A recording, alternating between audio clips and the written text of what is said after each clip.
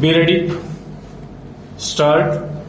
High courts, while holding that under the Act 1923, no award can be passed against the insurance company, even in a case where the workman's compensation policy has been taken by the employer. Observed that the Act 1923 may need an amendment to overcome this difficulty. Stop. This court can only observe and suggest that the time has come which needs the attention of the concerned legislature to make the necessary amendment in the Act 1923 to enact therein compulsorily workmen's compensation insurance and a provision analogous to the provision of Section 140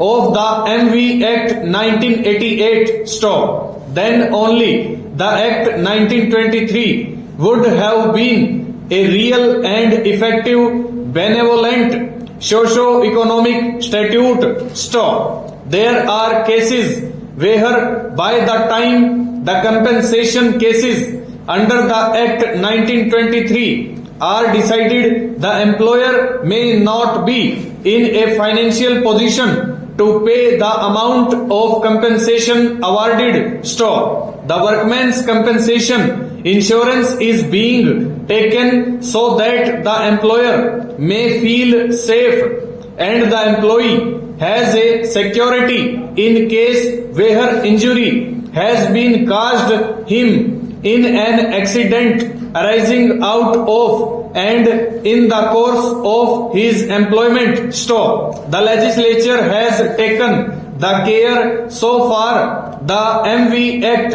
1939, now Act 1988 is concerned. Stop. Section 92A has been inserted in MV Act 1939. Now Section 140 of the MV Act 1988, but similar amendment has not been made in the Act 1923. Stop. As stated earlier, in same employment, these two classes of employees, one who has sustained injury in an accident while he is working for the employer in his vehicle, and the other who received injury in an accident arising out of and in course of his employment in the employer's factory or establishment. Stop. In both these cases, the employer is common, that is one and the same person, and is a case of employment injury, except difference is that in one case